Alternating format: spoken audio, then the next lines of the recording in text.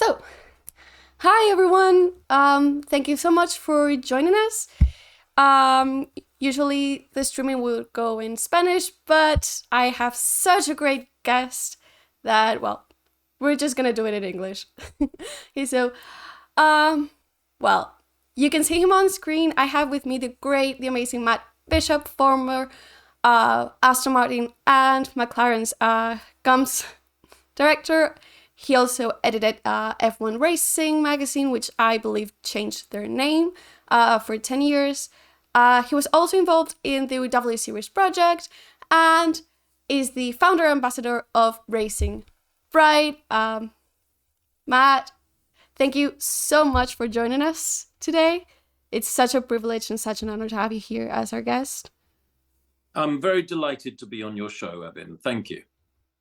Thank you. Okay, so let me just ask you guys in the chat if you heard everything correctly, if you heard everything fine.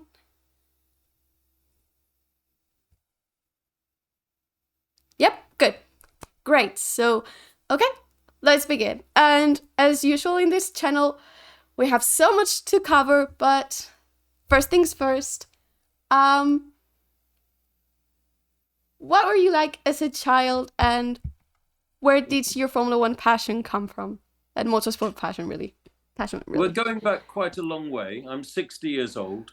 So my Formula One passion has been probably going for 50 years, I would say, for half a century. And I would say I began to fall in love with the sport actually in the 1972 season. And the 1972 season was a great season. Fought out between Jackie Stewart in the Tyrrell and Emerson Fittipaldi in the Lotus. Now you have to remember I was 9-10 years old then, a little kid in London, and in those days Formula One wasn't really even on the television. Well, the British Grand Prix was on the television and the Monaco Grand Prix, nothing else. And it was a minority sport. It was not particularly well followed, even though the UK had much success with drivers as world champions and teams as successful marques. Amazingly, to move forward 50 years, that both Jackie Stewart and Emerson Fittipaldi are people that I would, almost say are friends. I would say Jackie Stewart, I see him from time to time in events in London and obviously at races. Emerson Fittipaldi I know incredibly well. I wrote a book with Emerson Fittipaldi. And if I look back now, 50 years, half a century, to the 9-10-year-old boy who fell in love with the sport, looking at the pages of Autosport magazine, the famous British magazine, and seeing Emerson Fittipaldi and Jackie Stewart on the pages, the very idea that I would even meet them, let alone be someone who will have a beer with them or have a chat with them or call them up on the telephone or write a book with them, completely amazing. Actually, the book I wrote with Emerson Fittipaldi, the foreword was written by Jackie Stewart. So there you are. The very first season I fell in love with, the two stars of it were people that I have collaborated professionally with. I came from no racing background. Nobody in my family knew anything or had any interest, anything to do with racing. Somehow it came out of nowhere. But when I saw that copy of Autosport, the first one I ever saw, which had Jackie Stewart's blue Tyrrell on the cover in the summer of 1972, something stirred in my soul, and it's been stirring ever since. Wow. I can't imagine having a professional collaboration with, with the stars of these past seasons. Or let alone Fernando. I couldn't. That must have been like wow. And One second. I'm going to be 1 second. Sure. Annoyingly, no shows this is live. There's somebody at the door. Don't worry. Bueno, aparentemente alguien acaba de llamar a su puerta. Así que no sé. Le preguntaré distintas cosas. No os preocupéis. I'm back. Good. I'm back. Thanks. I was just You will stupid. never- Yeah. I apologize to No, everyone. don't worry. Don't worry. I'm back now. Okay, good.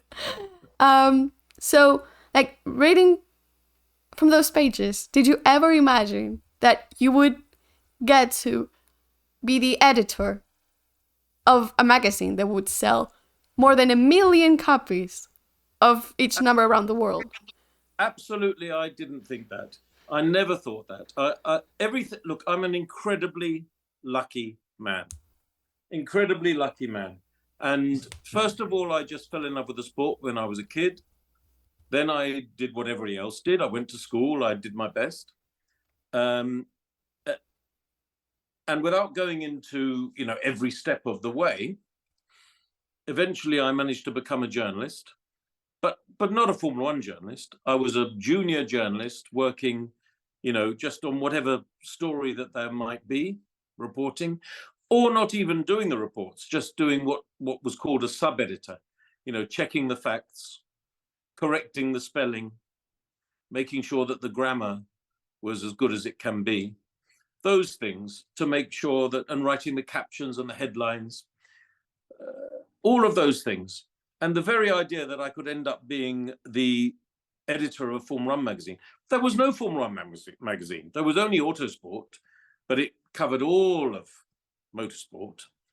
And the idea that there would be a specialist Formula One magazine, that was already a surprise.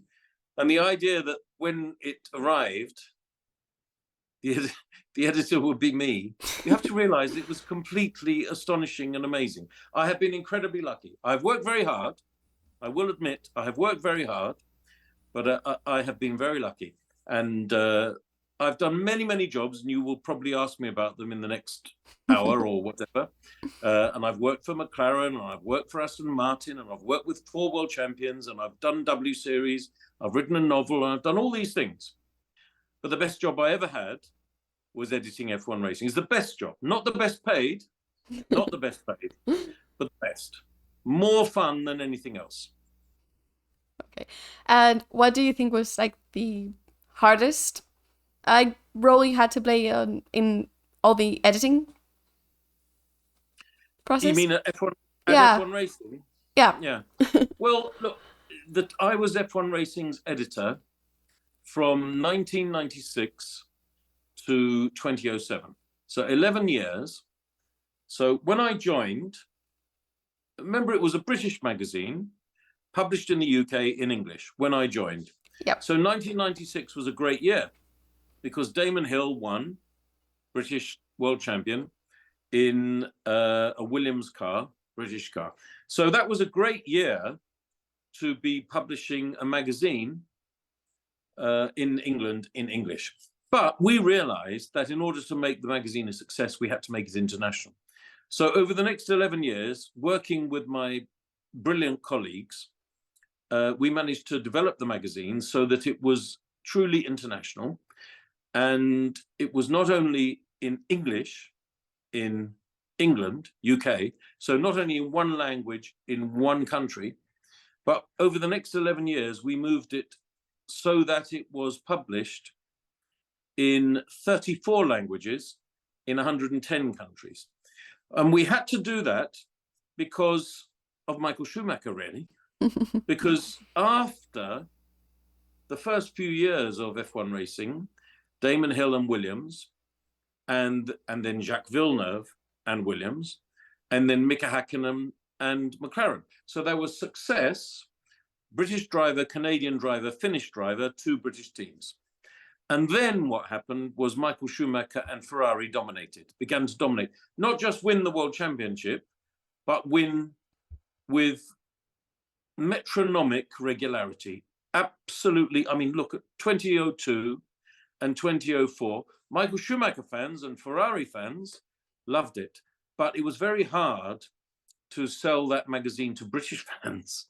I can imagine, yeah. Yes, look, let's be honest about it. Williams and McLaren were dominant teams in those days, and their ambition was to beat the enemy, and the enemy was Ferrari. That's how it was. I'm not it's not my fault. That's how it was. So that's how British fans used to look on things in those days. And of course, there were British Ferrari fans, and of course, there were British Michael Schumacher fans, as there should have been, because he was a great driver and they're a great team. But we had to find a way of selling the magazine in different countries. And then, of course, and I know I'm moving forwards, but I'll just add this because obviously I know where you come from. And then after Michael Schumacher, we had a young man who won the World Championship in 2005 and 2006. You know who I'm referring to, don't you? I think I might have an idea. I think he's from, like, not Madrid, but it's where I was born, but, like, rather close, you know, maybe north. I think there's a place called Oviedo. Yeah, in the north, yeah. You've heard of it. Anyway, I've heard of it. He was he was and is an extraordinary driver, a brilliant driver. And of course, it was a British team stroke French team, Renault. You can call it British or French. Both are accurate descriptions. And Fernando started winning. Throughout all that period, it was lovely to be the editor-in-chief of an international magazine, what had become a genuinely international magazine, because all the countries I've mentioned, we had a UK edition, we had a Spanish edition, we had a German edition, we had a French edition, we had a Finnish edition, we had 2 Chinese editions, we had Japanese edition, we had so many different editions. We even tried a Russian edition, but they never paid their bills, so we had to abandon that. But F1 racing between 1996 and 2007, by the way, what a wonderful era of Formula One racing it was, with all the great drivers who won in that time, and a brilliant time to write about and edit a magazine about Formula One. Yes, very lucky, brilliant time, best job I ever had, not the best paid, best job, most fun, and in many ways made the friendships that, such as I started off by talking about Jackie Stewart and Emerson Fittipaldi, but made the friendships that upon which I suppose I have built the following years of my career, you know, because the next thing I did is join McLaren. And that was because I got to know Ron Dennis in the time I was at F1 racing. Yeah, but still, like, we haven't heard the most difficult task. Maybe it was putting all the editions together. Maybe, I don't know, like, okay. Maybe it was so, yes. getting, like, when, like, as you said, like, Ferrari was, like, dominating. Michael Schumacher was dominating. So maybe that was, you know, like, getting things a little bit, like, moving on, like, oh, how do we, because sometimes Formula One, when there's a team and a driver dominating, there can be a lot of voices saying, oh, this is dull, oh, this is boring. Like, how do you keep those people, like, buying that magazine?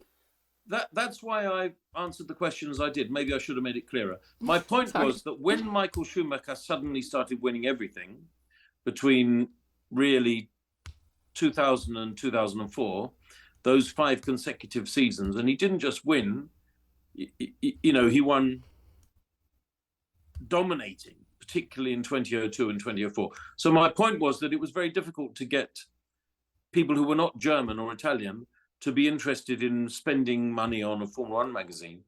And I think that was the difficult task. And in some ways, what one had to do as the editor and my wonderful staff, brilliant writers, brilliant photographers, brilliant graphic designers, and so on, one of the things one had to do is perhaps even make the sport, and probably somebody will be angry for me to say this, but I'm just going to say it all the same, to really make the magazine more interesting than the sport itself. Now, that sounds very odd, but if you think about it, if Michael Schumacher put the Ferrari on pole position and Rubens Barrichello was sitting next to him in P2, and then off they went and led the race first and second, and then the pit stops happened and they came out of the pit stops first and second, and then there was another pit stop and they came out of the pit stops first and second, and then they finished 1-2. And they stood on the podium. They weren't very excited because it was the 9th time they'd done that year. So they sprayed the champagne a bit, but they weren't very excited. It was quite difficult to make that incredibly exciting for people who were not massive Michael Schumacher or Ferrari fans to enjoy. So what do? You have to do something that strangely fast forward now to today, actually, there is a Netflix version of it, which is Drive to Survive. In other words, you had to tell a story, a backstory, a background story that was perhaps more interesting or more exciting or more controversial than the actual action that is unfolding in front of you. So that was a difficult job in the printed page, in a magazine, but something that we all warmed to. And in some ways, if you watch the television and you're watching a race, mostly you focus on the people who are at the front of the field. But often the great stories are people who are not at the front of the field, who are in the midfield or the back of the field. And one of the things you can do if you are the editor of a Formula One magazine, where you have 160 pages to devote to whomever you wish, then if you want to write a story about Pedro Diniz, who never had a podium and never looked like winning a race, then you can. And you can write a big story about him. In the same way as now, Netflix, Drive to Survive, can focus on Kevin Magnussen, even though he is not going to win the race or get the podium. So I think sometimes you can tell stories that are as interesting or even more interesting than what's going on your television screen. And that was a challenge and a difficulty, but a joy and a pleasure. And so you said you were the editor up until 2007, when Ron Dennis asked you to join McLaren. We all know that year wasn't particularly good for McLaren. We know the famous or infamous Spygate, the $100 million fine that they managed to pay. We know about losing the points in the Constructors' Championship. We know about what was going on with Lewis and Fernando in the team. How when he proposed it, what did you think? Being comms director, to a team, you would probably start the next season, probably in 2008. You wouldn't start right away. But what did you think at that moment? I have to find a way, to maybe ease off the press, ease off the fans. I have to communicate about this team that right now it's up in flames. This house is up in flames. I have to put out fires. Let me explain. So in 2007, I was still a journalist, an editor, and I was obviously writing, and our magazine was reporting F1 racing on the subject of what was developing into what we now call Spygate. And really the argument was between Ferrari and McLaren and the FIA.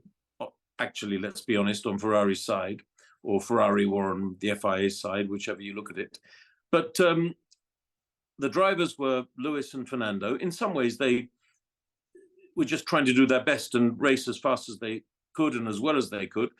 But it was terrible stress. It was terrible stress for the team, and both drivers got caught up in the stress. Anyway, I didn't join until 2008, which has been widely misreported, by the way. I will just say that in terms of there have been a lot of Spanish fans on Twitter who have mistaken this. Actually, I only joined in January 2008, but so I was writing about it and trying to report about it in 2007, and in some ways, I got in a little bit of trouble with Ferrari and the FIA, because in some ways, in 2007, I was probably taking McLaren's side and the side of Fernando and Lewis, because I was saying, well, let's wait until we can prove what's happened before we accuse them of such a heinous offence. Anyway, that went on. Then Ron Dennis approached me in the autumn of 2007, and I knew Ron Dennis very well. I knew him very well. I'd interviewed him many times. He and I got on well, very different types of people, but we got on very well. And he said, would you like to join us as communications director? Because I'm in trouble. I've got all these issues with Ferrari and the FIA. And can you help me? And so I did talk to him, and we did finally do a deal. But I wasn't able to join until the 1st of January, 2008. And when I did join, it was too late to help, if you like, with Spygate. That ship had sailed, that all that had happened. So obviously I didn't work with Fernando at that time because he left at the end of that year, and I joined at the beginning of the following year. So I joined, and McLaren was in pain. You know, the team had had a very, very difficult 2007, had won 8 Grand Prix. In many ways, you know, had thought it had won the Constructors' Championship. It had scored more points than Ferrari. Obviously, Kimi Raikkonen had won the Drivers' World Championship. But really, for either Fernando Alonso or Lewis Hamilton should have won the Drivers' Championship, and McLaren scored more points than Ferrari. So as I walked into McLaren on the 1st of January in 2008, the team was hurt and troubled, but they had paid the fine, as you say. And I suppose I became one of the key people in trying to rebuild confidence. Our drivers were now Lewis Hamilton and Heikki Kovalainen, and we felt defensive, we felt concerned, but we thought, well, let's go racing. Let's just go racing. And one of the things that we had to do, and I very much was centrally part of that effort, which was to tell the story to media, journalists, fans, and sponsors to say, okay, 2007 has happened. It's regrettable. We paid our fine. Now let's move on and try and do the best we possibly can. And we did. And we know what happened in 2008. And you can talk about that if you want now, but it was a remarkable year. I bet it. I think I know why it was a remarkable year. Yeah, so as you said, like, you didn't work with Fernando then. Like, you worked with Fernando later on. Because you worked for 10 years. You worked for 10 years at McLaren. So you have worked with Fernando. And it was, again, a difficult time for McLaren. We all know the word GP2 engine. We all know about sitting. It's just like, you know, on a like garden chair or something like that. Just like sunbathing. How did you navigate through that? You know, as a comms director, as a communications director. So you missed out a few years, I understand, because it's a Spanish. It's just platform. because there are people in the chat asking. So I just wanted to address it, and then we'll. I understand. We'll go. So after so we won the world champion in 2008. Yep. Then it was Lewis Hamilton and Jenson Button, and we won quite a few races. You know, 2009, 10, 11, 12, and so on. And then we began to not win races in 2013, 2014. And then finally, along comes Fernando Alonso back to the team for 2015. I had never worked with him before, but obviously some others at the team had, but I had not. I'd interviewed him back in the day in 2003. I first put him on the cover of F1 Racing in 2003, saying that he was the future of Formula One. I was right about that, wasn't I? 20 years ago. Anyway, he arrived in 2015, and I mean, it was very exciting because I knew how quick he was. I knew how good he was. He was a double world champion. He should have won championships for Ferrari. He nearly did. And the reason he didn't really wasn't his fault, actually. We can blame Vitaly Petrov for some of it if we want to. But when he arrived at McLaren in 2015, we were all excited, very excited. We knew how good he was. And he also seemed, you know, very, very enthusiastic and ready to work hard to win. But then we delivered him a terrible car. Terrible car. And by the way, to be fair to Honda, it wasn't just the power unit that was the problem. I think in those days, you know, those people who are in senior management positions at McLaren are not there anymore. People like Eric Boulier and Jonathan Neal were perhaps understandably keen to blame Honda. Honda did not do a great job, but nor did McLaren. The car wasn't good, the chassis wasn't good, the engine wasn't good, nothing was good. The only thing that was good was the two drivers. The only thing that was good was Fernando Alonso and Jenson Button, that were two great drivers, two world champions. And it's one of the regrets of my career, not that I could do anything about it, but that we weren't able to offer those two brilliant drivers a brilliant car. If we had done in 2015, things would have been different. I enjoyed working with Fernando in 2015. I enjoyed working with him in 2016 and 2017. I left McLaren halfway through 2017. We had no success. We had GP2 engine comments. We had deck chairs comments. We had lots of problems. But I remember at the time talking to Sam Michael. If you remember, Sam Michael was the sporting director.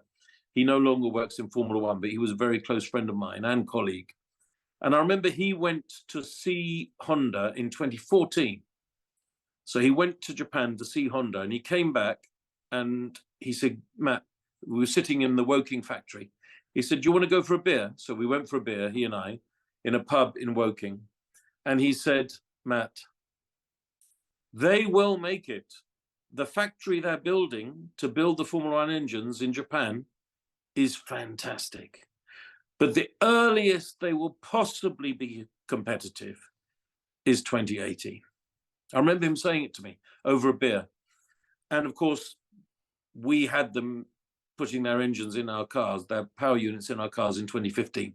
So for 3 years, we had suboptimal, that's a Ron Dennis word, suboptimal power units.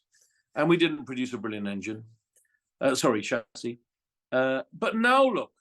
Yeah. now look, you see, actually, Sam Michael was right, because Honda did produce a brilliant factory, and they did produce a brilliant power unit, and now they're the best in the business. And, you know, Red Bull are winning, partly because of the brilliance of Max Verstappen, partly because of the brilliance of the chassis, but partly because of the brilliance of the Honda power unit. Yeah. So things got addressed for the live chat. So now I wanted to ask you more about the exact roles of a communications director, like prepare the drivers, prepare the team, like the statements, all the things that you do or you used to do, but we fans just didn't see. So people often think that people like me, communications directors, sometimes they say spin doctors, or sometimes they say even worse words, that we are trying to control, and that we're trying to stop the drivers saying bad things about the team and so on. Now, there is a little bit of that. There's a little bit of it. But really, from my own personal point of view, I've always thought of it this way. You know, we are in the entertainment business. It's a sport, of course it is. It's a business, of course it is. There's big stakes, a lot of jeopardy at stake. There's also many, many, many hundreds of millions of dollars at stake. But at the end of the day, we are in the entertainment business. And the only reason anybody watches, the only reason anybody's even watching us now, you and me, is that we are supposed to be in the entertainment business. We work in Formula One, we talk about Formula One, and we regard it as an entertainment.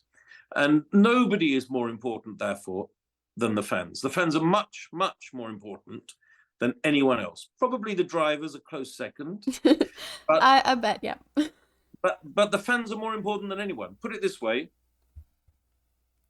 if these 20 drivers decided not to race, there would be another 20 drivers to take their place.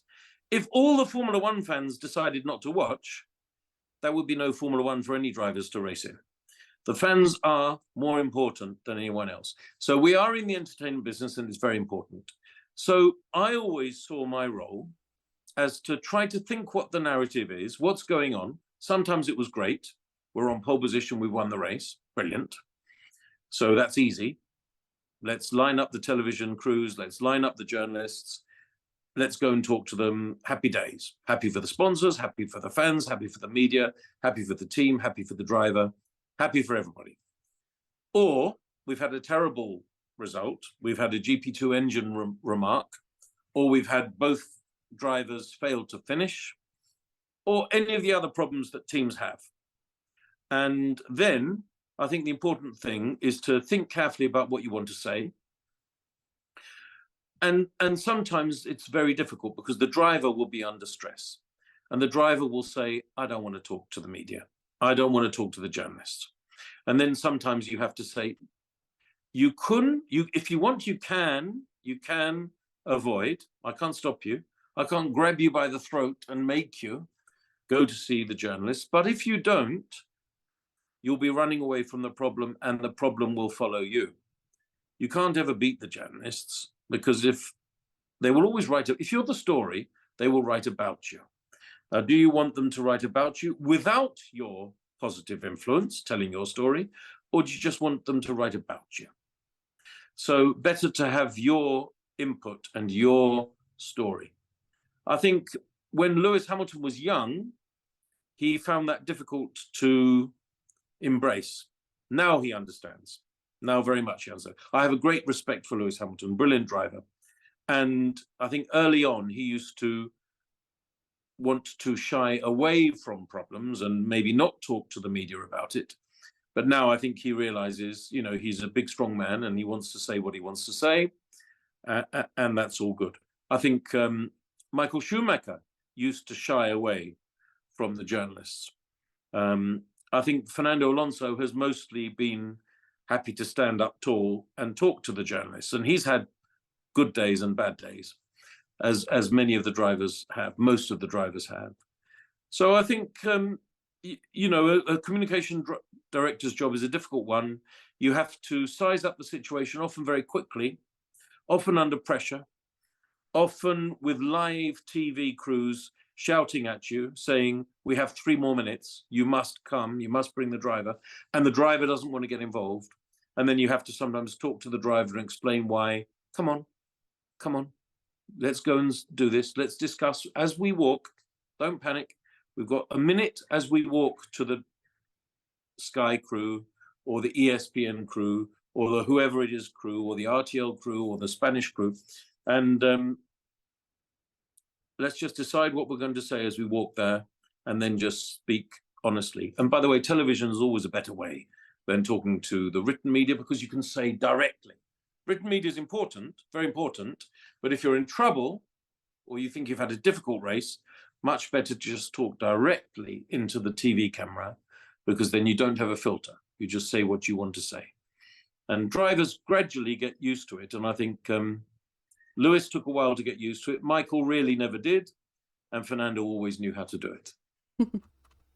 And what was the work because we have talked about drivers that, that were like first, second driver in the team. But before going live, you also mentioned that you have worked with other drivers like Magnussen and De Vries. And well, as you said, they are right now in the Formula One grid.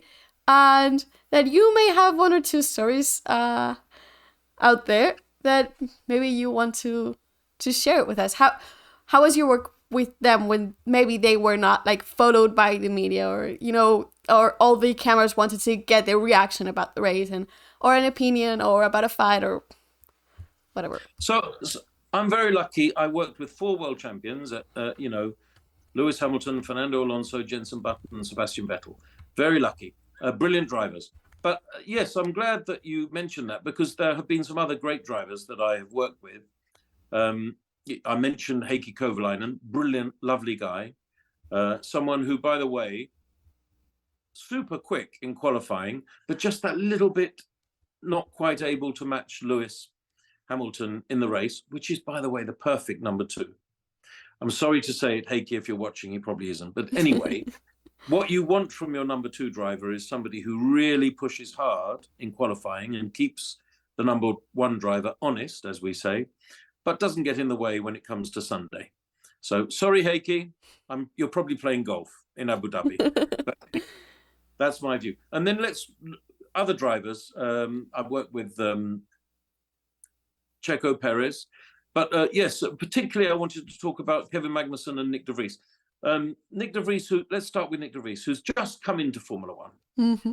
And, you know, at one point, I mean, I met him when he was a young driver, part of the young driver development program in McLaren. He only looks about 16 now. He looked about 10 then. And I always thought, I don't know how he has the strength to drive a racing car. He's a very little guy. Well, we saw last year because he raced. He got to the car for one race. We saw he had trouble actually getting out of the car afterwards. Probably that was physical condition related because Formula One. He's super fit. He is racing super fit. Racing a car is very demanding, and in such short notice, getting fit for it. But he is super fit. He's very strong. He's very fit, but he's tiny. He's a tiny guy, and he always looked like a kid. He still looks like. Sorry, Nick. I'm sure you're not watching either. But anyway, he always looked like a kid, and he still does. But honestly, I've worked with him a lot from when he was a young driver, and I helped him a lot at McLaren. And he obviously never got a go in a McLaren Formula One car as a race driver. But he was very successful. He won the junior championships, and then he got to Formula 2 and he became Formula 2 world champion and then Formula E world champion. And he did everything he possibly could in the feeder series.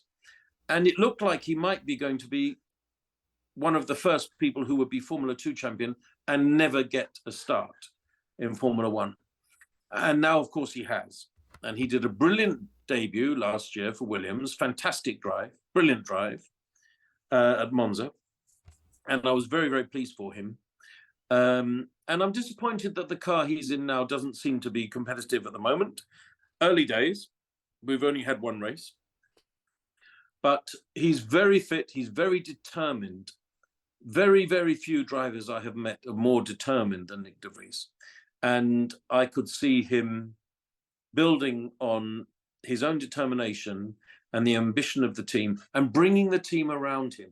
The point is, going back to the very early days, going back to Juan Manuel Fangio, who of course won 5 world championships in the 1950s, and going forward through the years to all the great drivers who've been super successful, what they've always done is brought the team around them. They have made themselves the center of the team. They've done that by working hard with the mechanics, working hard with the engineers, and now in more modern days, working hard with the marketing and comms and PR people, and just saying, yes. Can you do this, please, Nick? Yes. Can you do this, please, Juan Manuel Fangio? Yes. Here's some money for building my car up so well, said Juan Manuel Fangio. I will share my prize money with the mechanics. All of that attitude is something that, strangely, I would say Nick de Vries absolutely has. So I think he will bring the team around him, and I think he will succeed long term. Kevin Magnussen, I would say of everyone who's driven a Formula One car, I have many drivers that I know very well. But I would say I have two true friends. Alex Wurz, who obviously raced for Benetton and McLaren briefly, some years ago, in the noughties, and but won Le Mans twice. One of my very best friends in the world, and also Kevin Magnussen, who obviously half my age, precisely half my age, but I worked with very closely at McLaren in 2013 when he was a young driver, and then when he had his 1 year at McLaren in 2014. And let's not forget what a brilliant debut he made. 2014, got in the car. His teammate was a world champion, Jenson Button. Albert Park, Australia, qualified on the second row, stuck it on the podium. Third on the road, after the disqualification of Daniel Ricciardo, ended up second. A podium on his debut, brilliant, and his teammate, world champion, behind him. At that point, I thought Kevin would probably be destined for a fantastic career, and we'd be now looking forward 9 years later, he'd be a world champion. Of course, it didn't work out like that, but very, very few quicker drivers than Kevin Magnussen, you know. I think he's extremely quick. He's brilliant in the wet. I remember talking to Trevor Carlin, who ran Kevin when he was a Formula 3 driver, and he said, no one stops a car like Kevin Magnussen. No one stops a car like Kevin Magnussen. In other words, brakes for the corner. And I still think, even though he's 30 and he's driven 120 races, Formula 1 races, Grand Prix, I think given the right car, if he got a break, I think Kevin could become properly successful. He's also a lovely guy, truly lovely guy. Oh, thanks. I did remember the debut, and yeah, and I was quite happy last season when Nick Debris got when they put him, in the Williams, and he scored points with the Williams. I was so happy, of course, and now learning that he's an AlphaTauri. Again, brilliant drivers, and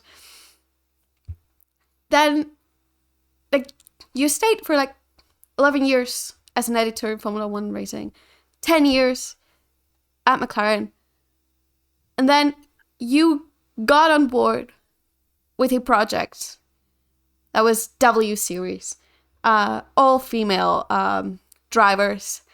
How did that come on? How did you know it's time to move on?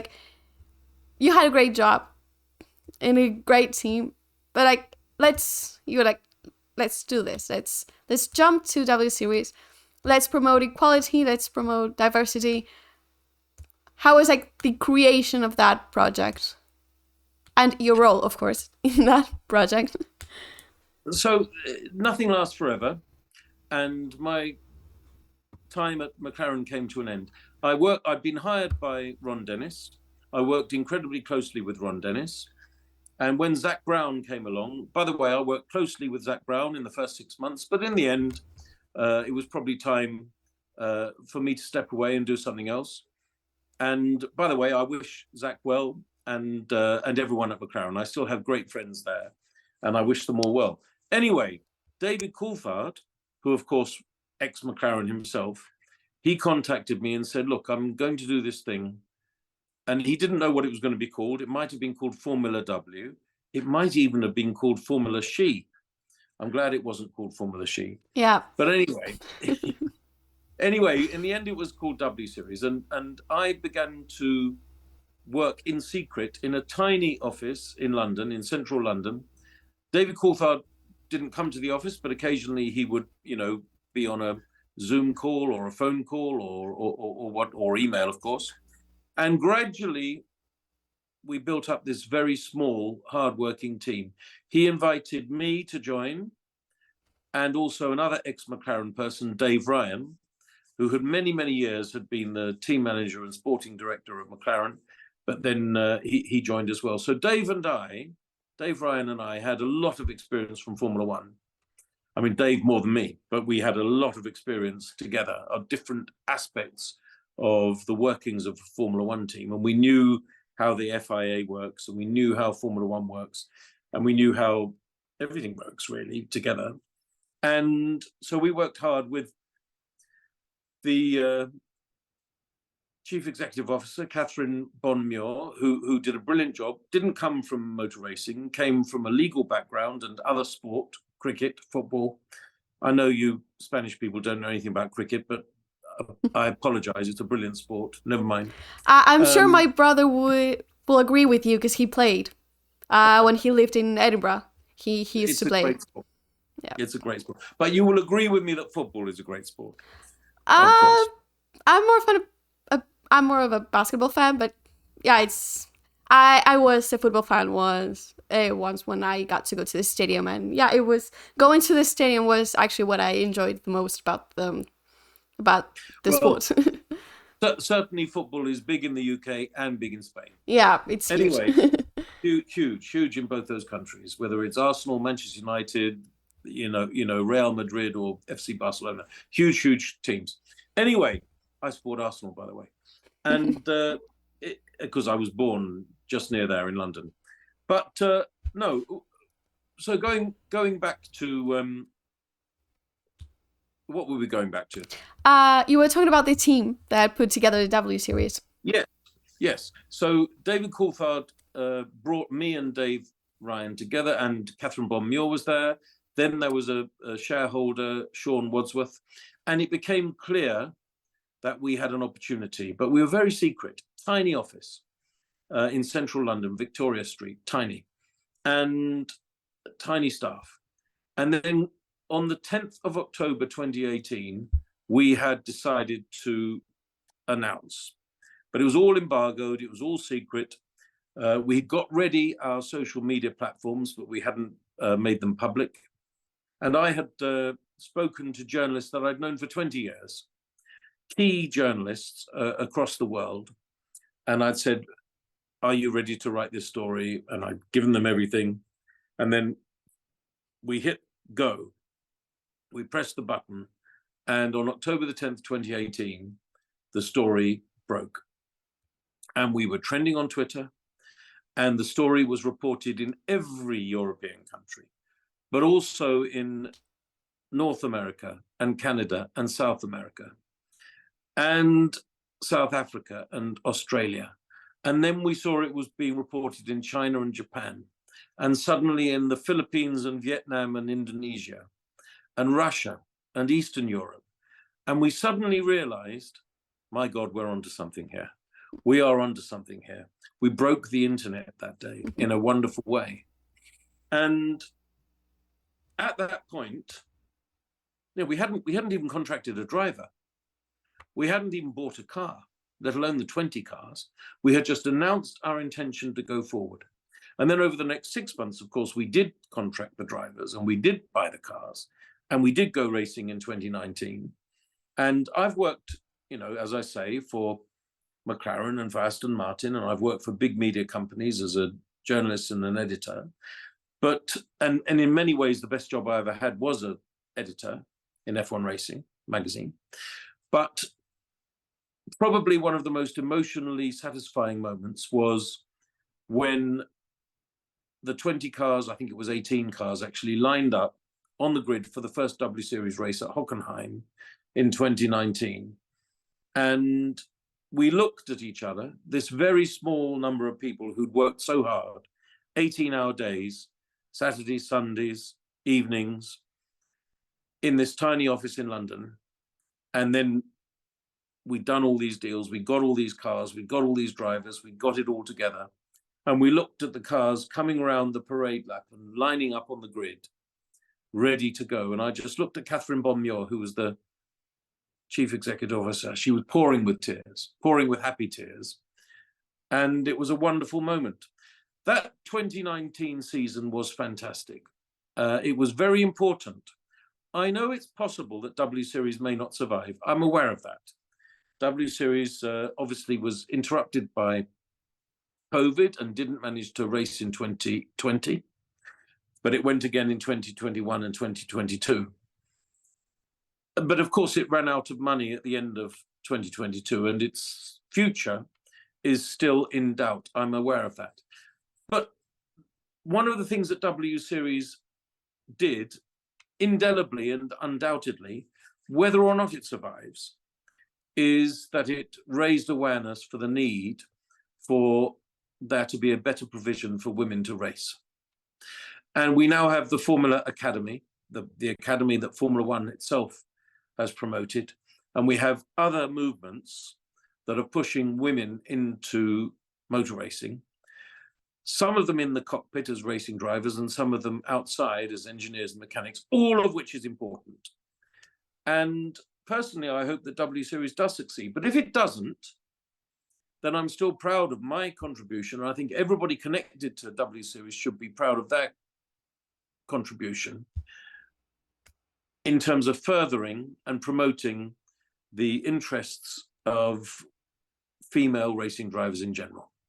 And nothing would make me happier than if a woman would one day again take part in a championship Formula One Grand Prix. Because out of the 900 or 800 and something Formula One drivers that there have been who have actually started and taken part in championship Formula One Grand Prix since 1950, it's been about 900, 800 or 900. 2 have been women, just 2. And the last one was 47 years ago. Lella Lombardi, 1976, Italian. And there was only one before, and that was in 1958, Maria Teresa de Filippis. So there's only been 2. And it's too long, isn't it? 47 years. I don't know when the next one will be, or if the next one will be. But all I know is that one of the things I enjoyed most about my career was working W Series. And, you know, Jamie Chadwick is a very good driver. She won all the championships. There are other great drivers there as well. And I was very delighted when I was at Aston Martin to be able to hire, which I did personally, hire Jessica Hawkins, to become the driver ambassador at Aston Martin, obviously a W Series driver. And she remains that now. She's still at Aston Martin. It's her 3rd year working for Aston Martin this year. Yeah, and bringing up what my next question would be, which is joining, of course, Aston Martin in 2021. You worked with them for 2021 and 2022, and then announced in 2022 that you were gonna part ways. So in 2021 and 2022, what was like working with Lance Stroll, with Seb, and also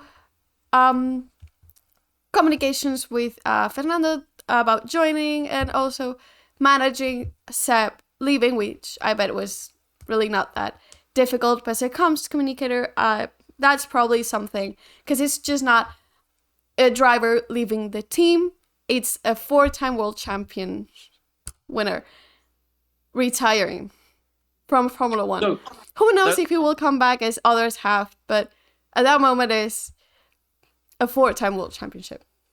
So there's a lot of questions in there. So let's do it chronologically. So Lawrence Stroll invited me to join Aston Martin, and I joined on the 1st of January 2021. And I thought it was a fantastic opportunity, and it was a fantastic opportunity.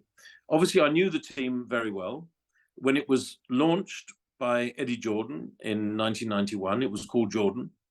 And then Spiker, then Midland, and then Force India, and then Racing Point, and finally Aston Martin. And it finally had a magnificently prestigious brand name. And so I worked with some other excellent people, Will Hing, Steve Cooper, to bring that brand to life, to make this team that had been called all these other names, and most recently Racing Point, which is a very anonymous, very unsexy name, if we don't mind saying so, and to make it worthy of the Aston Martin brand. And so beautiful green cars, and we told the story about how this brilliant and prestigious luxury performance British brand Aston Martin was coming back to Formula One, because of course it had been in Formula One in 1959 and 1960, although not with much success. But great racing success, of course, you know, winning Le Mans in 1959 and so on. Anyway, so we worked hard at that, and I worked incredibly hard with everybody concerned, both drivers, Lance Stroll, Sebastian Vettel, in 2021 and 2022. And in 2022 particularly, it became clear that Sebastian Vettel, was interested in getting involved in a different kind of storytelling. Not only being interviewed by motorsport journalists and motorsport TV reporters, although doing that as well, but also using his platform, his fame, his popularity, if you really like, for the good of humankind. So he would walk around Silverstone picking up litter, because he didn't think it was nice that fans would throw their rubbish and their garbage onto the floor, and he would do that. And then whenever we went to a different country, he would often go to a school usually a school for underprivileged or, people from deprived areas, not expensive schools for rich kids, but different kind of schools, normal kids, perhaps even poor kids. And he would visit them and try to inspire them. And we even went to boys' prisons, junior prisons, borstalls, young offenders institutions with him. When we went to Saudi Arabia, he did go-karting with girls. Women have just recently been granted the ability to drive a road car in Saudi Arabia, but it's very rare that a young girl will get a chance to race a go-kart. With Sebastian Vettel, we were able to make that available to them, and many, many other opportunities like that. And that was very exciting. It was very good for the brand, Aston Martin. It was very good for the sponsors, who all loved it. And it was good for Seb. The media loved it and the fans loved it. And none of it would have been possible without Seb's wonderful, generous attitude. He's a very nice man, very, very honorable, good man. So anyway, I did my 2 years. He did his 2 years. We were very close, and to some extent, at the end of last year, it became clear maybe my work was done, and maybe I didn't want to do 24 races. I am 60 after all. But I worked closely with Fernando Alonso. Once I knew that Sebastian was retiring, he told us that he was retiring. So obviously I worked closely with him on his announcement. But really, he did that mostly himself. He was very, very from the heart about his decision to retire. And by the way, the team would happily have continued with him in 2023, but he decided to retire, so that went on. Then we were left with who to hire. And the obvious choice, of course, was Fernando. And by a mile, by many, many kilometers, the best choice available. And I sat down and talked to him, Fernando, at the Japanese Grand Prix, and his number one right-hand man, Alberto Fernandez. And the three of us sat down in the Aston Martin motorhome in Suzuka Paddock, and we discussed all what we were going to do the next year. And I was very excited about it. And I put in position the people who would look after him from a comms, PR, media point of view, which is Will Hings, Steve Cooper, Eve Merrill, Michael Clayton, who I hired from Alpine, actually, with Fernando's collaboration and encouragement. And now I'm sitting on my sofa, and I watched the Bahrain Grand Prix last weekend, sitting on the sofa that I'm sitting on now, and watched it. And I saw all my old friends hugging each other and being excited. In one sense, of course, I'd have liked to be there, because all the hard work that I did was contributory in my little small way in helping that come about. But ultimately, I will earn my money in Formula One in a different way now. And I haven't decided exactly what that will be, but it will be a mixture of things, probably not traveling so much. You're a young woman, Abend. I'm an old man. I still have what I call the 4 E's, which is experience and expertise, but also energy and enthusiasm. But I don't want to go to 24 Grand Prix anymore. I know most people listening to this would say they would happily give their right arm to go to 24 Grand Prix every year. But I've done it. I've done my time. And I'm very, very proud of what I've done with Aston Martin. I'm very, very proud of my small contribution of getting into a position of, I think, perfect preparedness, the comms, media, and PR operation that will help Lance and Fernando to go forward. I'm extremely excited about Aston Martin. I mean, I'm in contact with all of them. I wish both drivers extremely well. I was massively impressed by the way Lance was able to recover bravely from his injuries, which we didn't realize how bad they were, but he did. And he was able to qualify and race when some of his doctors thought they he might not be able to. And then Fernando just got in the car and did what Fernando does, which is he races brilliantly. And I thought the highlight of the race was when he overtook Carlos Sainz, because that was a podium position. But the best overtaking maneuver of the race was when he overtook Hamilton, because that was old school Alonso brilliance. He followed him, always a different line, always getting in this mirror, then getting in that mirror. And so that Lewis didn't know what he was doing. And finally, he was there and he pounced. It was absolutely brilliant overtaking maneuver. And I was watching, even sitting on this sofa, thinking, everyone who is watching this in the world is privileged, because those two men have won 9 world championships between them, 10 if you like. Anyway, 9.5 world championships between them. And we are looking at 2 of the greatest drivers that have ever lived, showing why they're brilliant. It was great to watch. So, no regrets about leaving Aston Martin, as someone asking in the chat. Nothing lasts forever. You know, I've been in the sport for 32 years. I've had a wonderful time. I love my life. I have a nice house in London. I have a wonderful husband, which is another subject you didn't mention, but nonetheless is the case. And I've worked with 4 world champions. I've edited magazines. I've won awards. My work in Formula One is not over, but I don't want to do it in quite the same way. And I'm very happy to look back on the success I've had, or the little contribution to the big success I've been involved in. But my contributions have been small, but I'm happy with it, because I was never able to race a car. I was never able to design a car. I was never able to engineer a car. But I suppose I was able to turn my small areas of ability into a long career, which I have loved every minute of. And like, the world communication has changed a lot since you started in an F1 racing magazine. Everything has become more digital.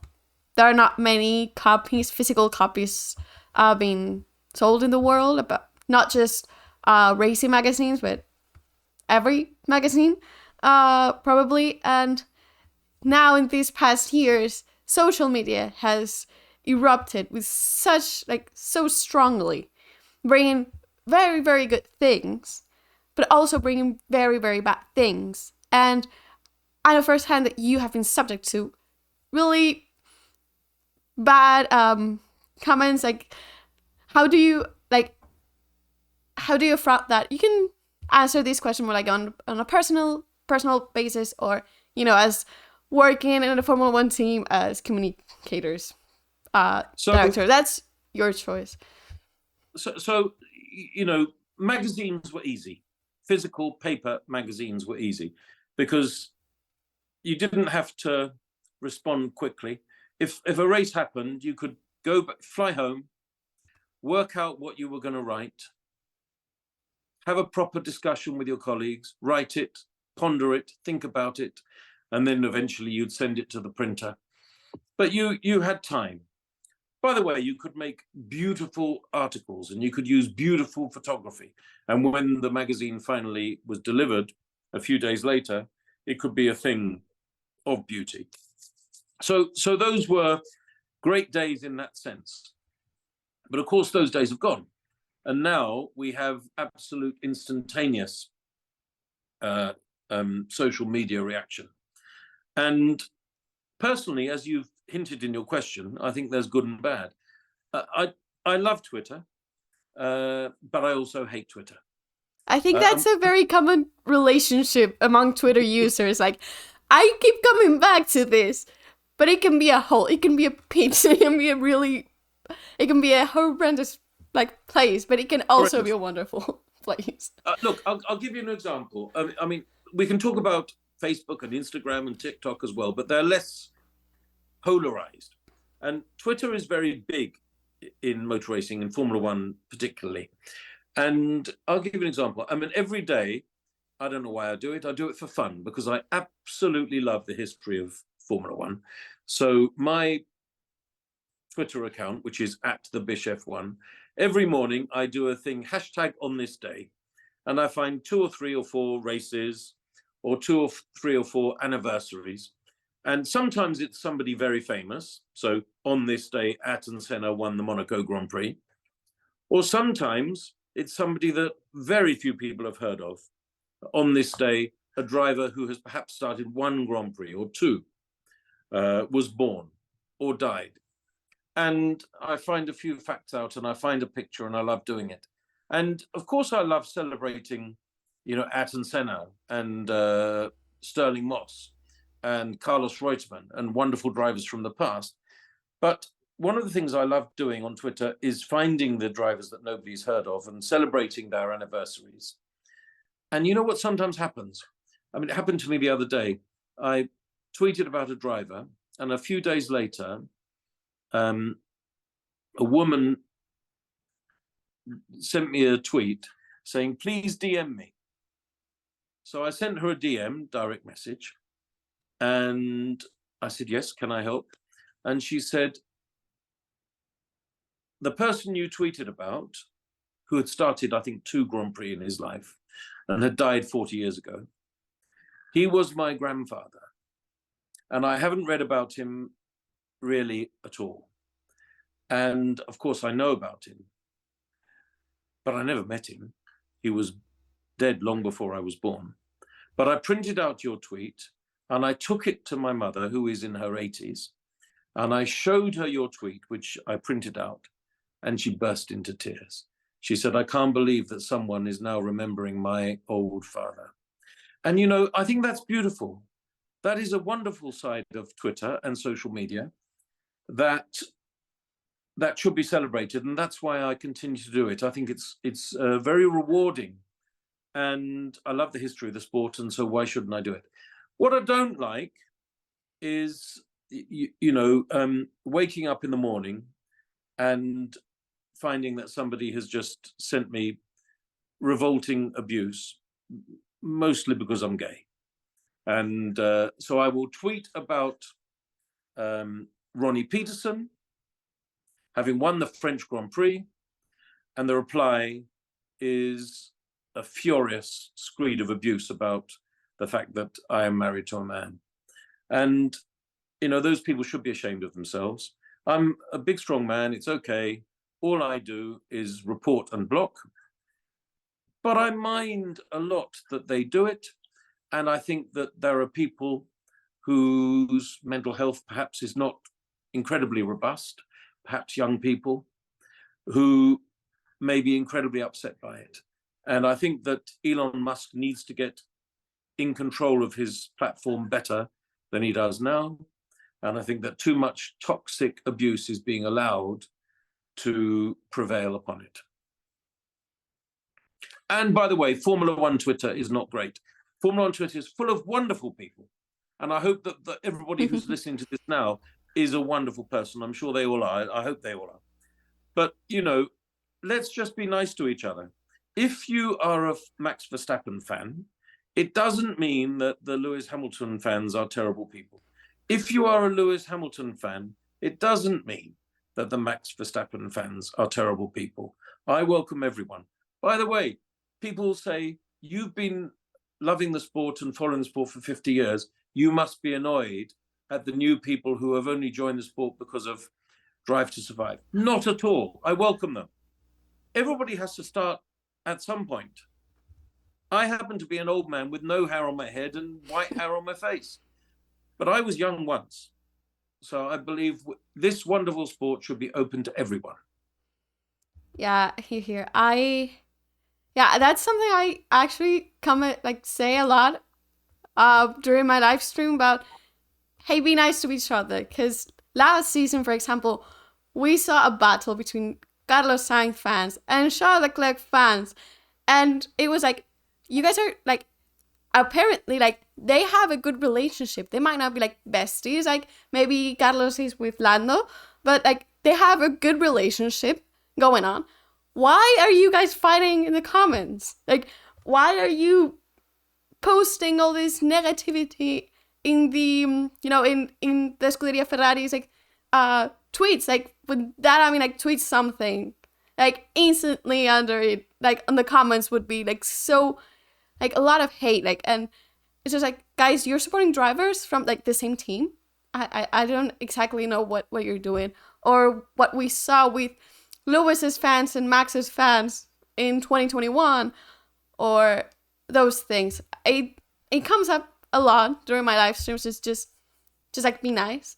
And even among the Spanish Formula One community, people who are crazy about Fernando have always been crazy about Fernando. And people that have always admired Fernando, have always supported Fernando, but maybe their favorite driver is Max Verstappen, because not because you're Spanish, your favorite driver has to be another Spanish.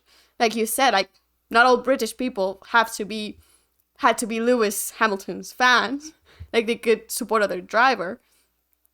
And now that we're all celebrating Fernando's podium, a lot of people just came in, barging the doors, just like, oh, now you support him, you're not a true Fernando Alonso's fan. And, you know, it's just, everything just comes to, please just like chill. Please Let's chill. all enjoy it. Just chill. Please chill. And please chill. If the message from this last hour is anything, please chill. yeah, yeah, just chill a little bit, just enjoy the sport. We're all here because we want to enjoy the sport.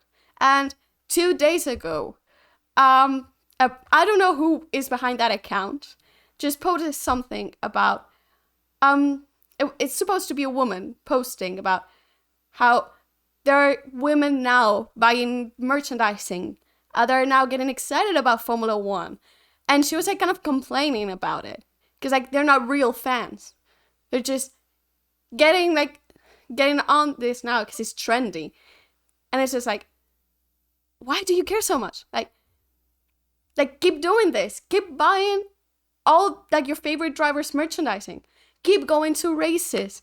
Keep talking about it. Keep tweeting about it. Keep Instagramming about it.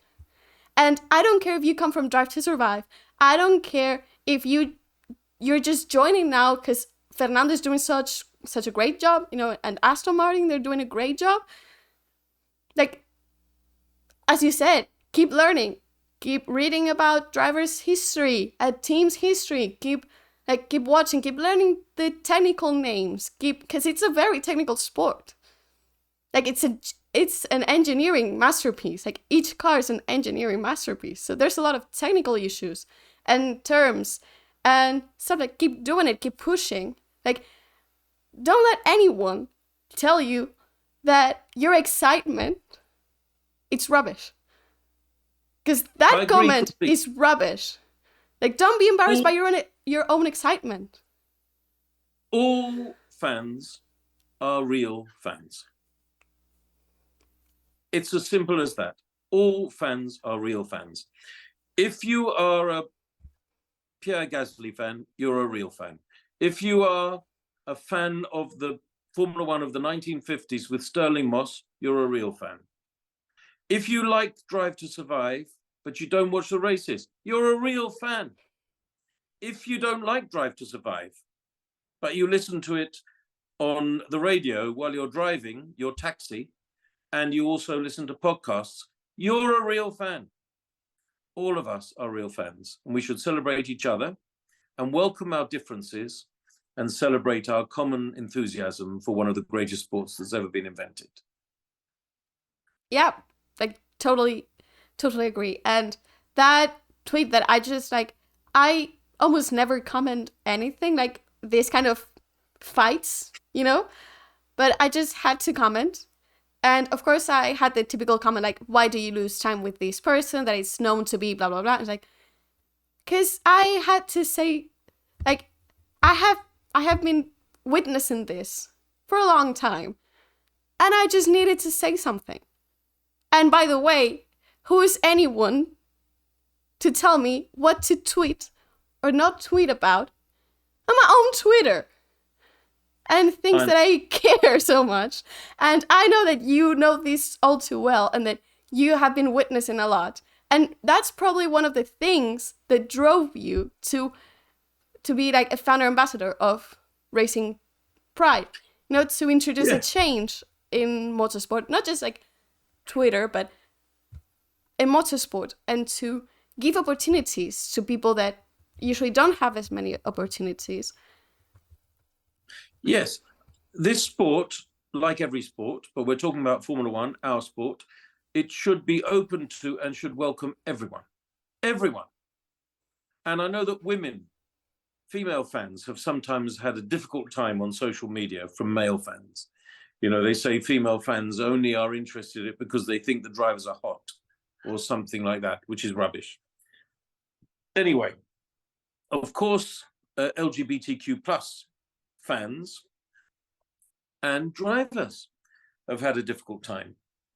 And we founded Racing Pride, which I founded with a small number of other people, including Richard Morris, a young British racing driver, gay man. And we founded it in 2019 in association with Stonewall, which is an LGBTQ plus charity, a big one. And we founded it really because we thought there was a need, and there is a need, clearly, principally with two groups of people. One, which is young drivers, go-kart racers, perhaps who were 13, 14, 15, that kind of age, who might be male or female, or might be LGBTQ plus, or straight, but who need to understand, I suppose, if you are trying to grow up, it's already difficult to grow up. We all find growing up difficult. We all find it difficult to find out who we are, who we want to be, and whom we want to love. And we all should be allowed to do that in our own time, given respect and peace to understand and make that journey for ourselves. But if you're trying to be a racing driver at the same time, it's probably even more difficult. And if you find that perhaps the people who are running kart teams are saying something to, for instance, a 14-year-old boy, like, "You drove really gay today." Now, try not to say that, because why would you say that? Are you equating the word gay in a negative way? And what if the boy is perhaps gay, or thinks he might be, or his brother is, or his cousin is, or he's not sure? Because what 14-year-old is completely sure? Some are not. And anyway, even if he is completely sure and he's straight, don't normalize the word gay as an insult. So we go to kart teams and we explain, please don't talk like that. And mostly, by the way, the people who run the kart teams say, "Oh, yes, thank you. I didn't realize. Thank you. We will do better." So that's one group of people. The other group of people are perhaps people who are in their 40s or even 50s, who might be mechanics or engineers, who have been working for a Formula One team, whether it's Ferrari or Red Bull or Mercedes or McLaren or anyone else, for years and years and years, and have never been able to feel able to come out as a gay man, because obviously most of the people who work in those positions are male, and most of them are straight, but there are some gay ones, or bi ones, or LGBTQ plus ones, as we say it these days.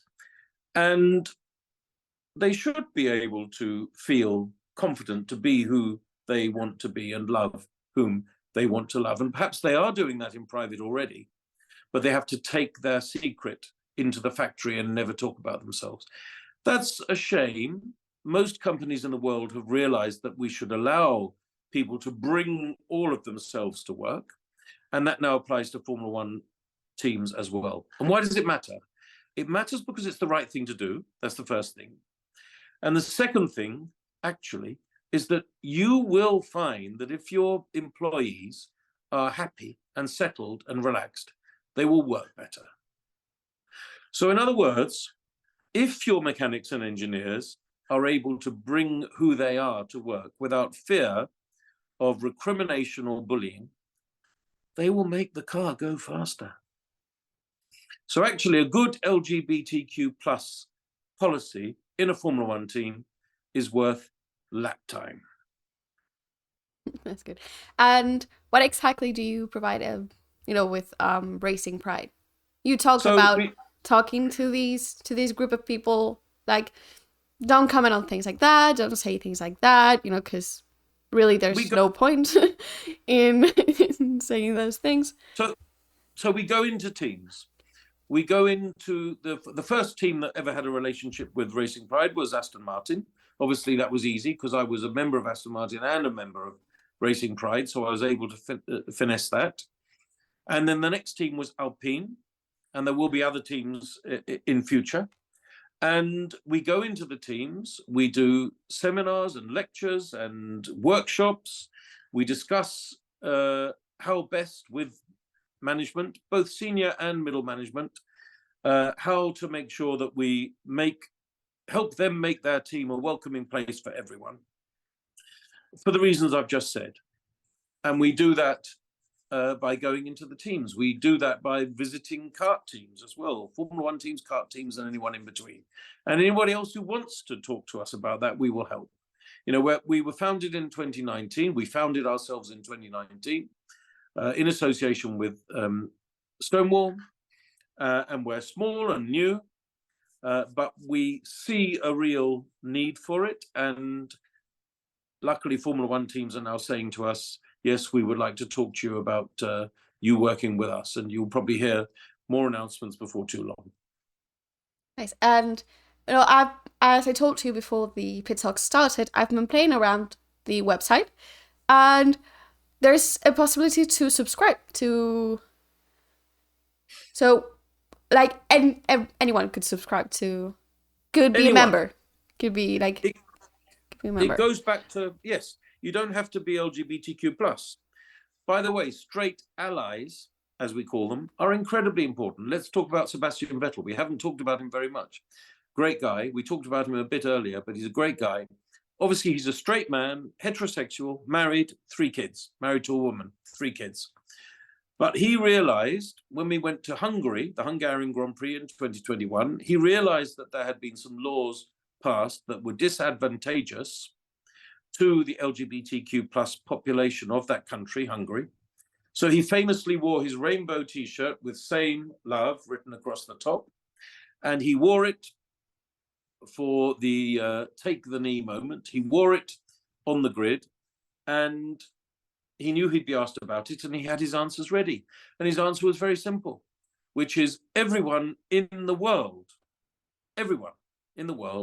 has a universal and inalienable right to be who they want to be and love whom they want to love. And if you can't agree with that, then I'm sorry, you should agree with that, because that should be something that we can all agree with.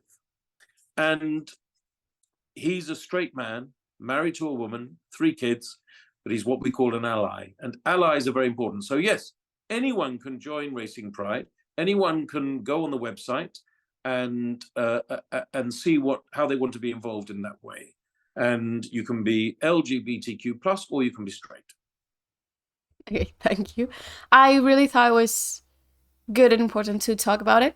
Of course, having you as a guest, even though I didn't mention it directly, because I had a feeling it was going to come out at some point. Maybe not now, maybe at the end with this, like, not at the beginning, the end with this question. I knew it was going to come up sometime. You're a gay man, I'm proud that you have, like, you don't hide it. So, of course, it was going to come out. Thank you so much for, talking about the project, of course, answering the questions. And I don't know, if you don't mind me, like, going a little bit personal, because I always like to make a bizarre question at the end of the, the pit talk. I read that you're married to a chef, and I have always wondered what it would be like to, like, I know it's weird and maybe I'm stepping over the line. If I am, please just, like, say straight, like, I don't want to answer this, but, like, I've also, like, seeing comments about, like, what it's like being married to a chef. Like, maybe you're a dishwasher, because they are always cooking in the kitchen, or maybe your grocery shopping bill, like, skyrockets, because, of course, they cannot be filled with, quality ingredients.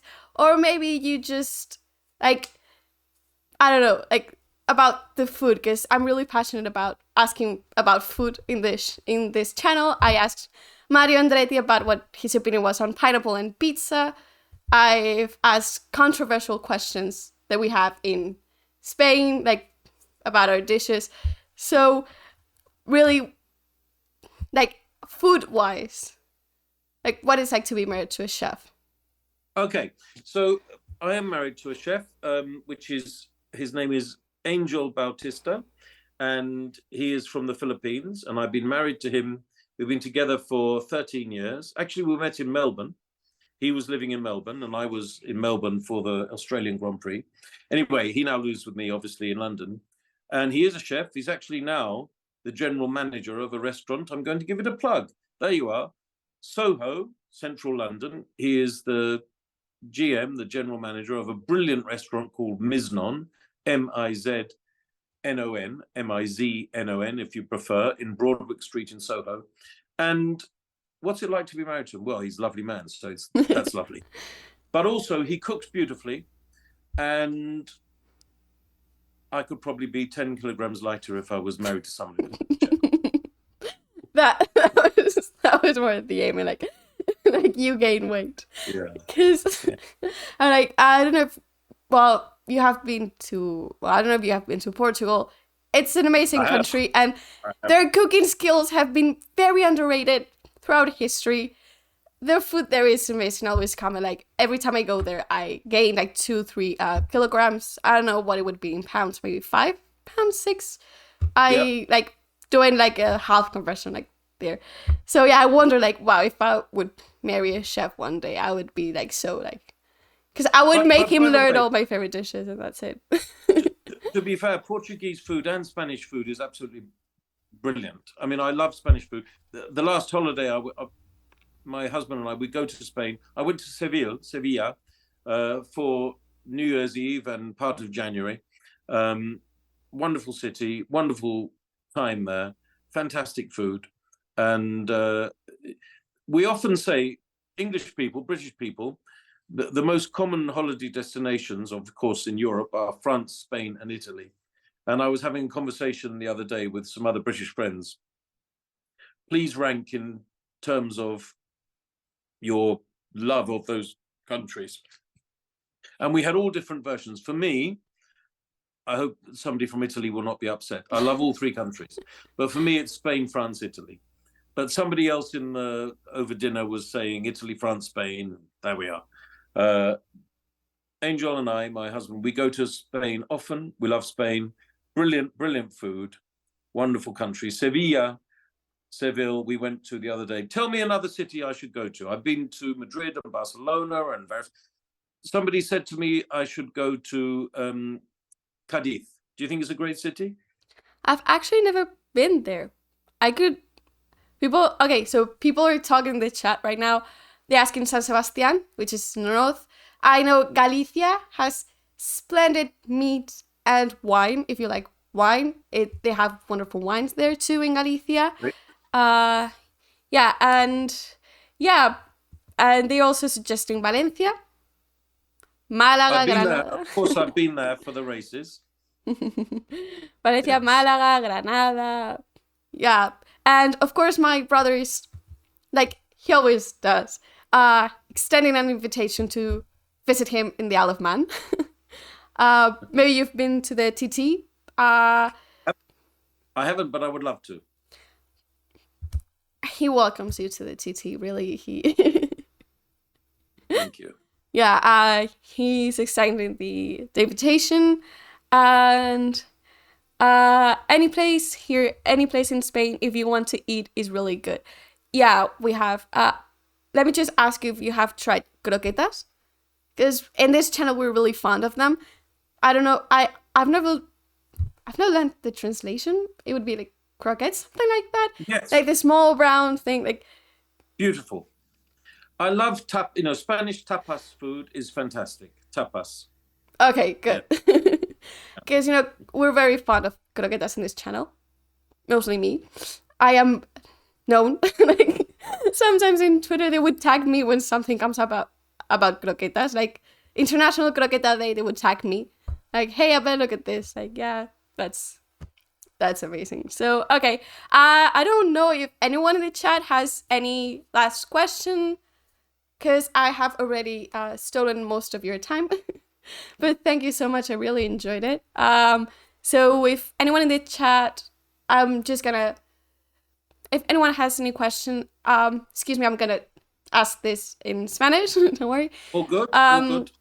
Si alguien tiene alguna pregunta, es el momento, porque le hemos robado 1 hora y media de su, de su tiempo y no es justo, ¿no? Vale, we have one in is if you could give us a prediction for the season. It's very soon, but even if it's just like, oh, I hope this goes this way. So I'm sorry because it's so obvious. Max Verstappen will be world champion. Yeah. Don't blame me. Don't kick the cat. It's not my fault. That Red Bull is very good.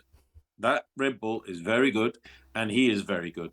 And we all watched the Bahrain Grand Prix, and, you know, I have great respect for Max Verstappen. He's a brilliant driver, fantastic driver. And in that car, he's going to be very, very, very hard to catch. What else would I say? I think that Fernando Alonso has already had a podium, so that would have been a prediction. Will he win a race? I'm going to say yes. I'm going to say that he is going to win a race. I don't know where, but I would say it will be a place where sheer determination and skill comes out. I'm going to say Monaco. Nice. Will Leclerc crash in Monaco? Because he always crashes at least once a year. I'm a huge Leclerc fan. He's my favorite driver, but let's be honest about this. Once a year, that car ends up. So I think it's a fascinating subject because I think Lewis Hamilton is Lewis Hamilton, fantastic driver, the most successful driver in the history of the sport. Fernando Alonso is Fernando Alonso, 41 but still brilliant, double world champion. So let's put those two to one side. Two brilliant drivers, not very young anymore, but still brilliant. And then we have to say Max Verstappen, as I have just said, brilliant driver, you know, 1.5 world championships, and perhaps going to be 2.5 at the end of this year. So, you know, a brilliant driver, incredibly quick, massively impressive. But then you look at the drivers who are pushing into that space. And I say we're very lucky in the UK because I think we have Lando Norris and George Russell, both of whom are extremely good young drivers. And also the person you just mentioned, Charles Leclerc. I think he's extremely good too. He will probably have an accident at some point. I hope obviously he doesn't hurt himself. Obviously, I hope he doesn't hurt himself. But he's a brilliant driver, and he is a bit of a modern day Gilles Villeneuve. He leaves no margin, but he wants to win the World Championship, and his car is good enough to get pole positions and perhaps wins. But I think he's always going to push hard to try and win more often and perhaps get a championship. I don't think he'll do it this year. I think Max Verstappen will be world champion this year. But I don't think we should blame someone like Charles for pushing as hard as he did. Don't forget, you know what they used to call Sebastian Vettel when he was young? We used to call him the crash kid. People forget that. We used to call Sebastian Vettel the crash kid, and then he went on to win 4 consecutive world championships. And he didn't crash, he just won. So I'm not blaming him. Charles Leclerc might do the same in some years to come. I'm not blaming him. It just seems to be a curse in Monaco. Because last year he didn't crash during the race, but he did crash with the historic car during the show. So it's like at least once a year. It seems like, I don't know, there's something in the air, something in Monaco where he was born. That it just seems like it's too much coincidence. And it happened also in Formula 2 and Formula 1, the years that he has raced, it has happened at least once. Well, they have another question. I don't know, like, it can be really quick. Thoughts on Fernando Alonso and the popularity of Formula 1 in Spain. He already said that Fernando Alonso is an amazing driver, 41 years old and still brilliant. And popularity, if I may, in Spain, I don't think it will decrease that much because we also have Carlos Sainz. People tend to forget about Carlos and what you said during the interview, that sometimes the battle is not like, it's not usually at the front. Sometimes it is, but a lot of times it's like in the middle. And Carlos tend to be forgotten sometimes. He had amazing battles and we could not see them. Like, live, watching Formula One. But I don't know, what are your thoughts about this? Like, about the popularity in Formula One? Well, it seems to me, you would know better than me, but it seems to me that there are certain countries that follow one driver more than the others. Perhaps that's true in Spain. Fernando Alonso is preeminent, very much so, and understandably, because he's a brilliant driver. So I suppose he does dominate the Spanish Formula One scene at the expense of Carlos Sainz, and perhaps even at the expense, going back in history, to the expense of Pedro de la Rosa and Marc Genet and others like that. And I think Germany had the same thing. German fans loved Michael Schumacher. They didn't really care about Heinz-Harald Frentzen. They didn't really even care about Ralf Schumacher. They just cared about Michael Schumacher. And going back further in history, I think in the UK, we had a driver like that was Nigel Mansell. There was Mansell mania, we used to call it. And there were other drivers who were in the sport at the same time. Martin Brundle, who we know well because he's still a major commentator. Derek Warwick, Johnny Herbert, and so on and so forth. But Mansell was Mansell. So I think there's Mansell, there's Schumacher, there's Alonso, some of these drivers whose success, but also their charisma, lifts them to the top of the enthusiasm of the fans of that country. So, yeah, I feel a bit sorry for Carlos Sainz, but he's a very good driver. And, he's won a Grand Prix. He is a winner. And I'm sure he'll win again. Good. Thank you so much. I don't want to really steal any more of your time. Thank you so much for joining us today, for giving us your time, for talking about important subjects, not just your history of Formula One, which, by the way, I didn't want to forget. Thank you for the On This Day. I really love them. I really, really do love them. And, well, also for talking about diversity in Formula One and the platform and your movement, Racing Pride. And just thank you. It was really a pleasure and really an honor to be able to kidnap you for an hour and 40 minutes. Thank you so much. But thank you for kidnapping me. So, okay, well, thank you, and I hope you have a really nice rest of the week, and I hope I keep reading you on Twitter, then you don't say goodbye to Twitter, because I really, really enjoy you're On This Day. Thank you so much. Thank you for your hard work, and I don't know, it's just, I'm very grateful. You're most welcome. Stay in touch. Yeah. Bye-bye please. for now. Bye. Bye-bye.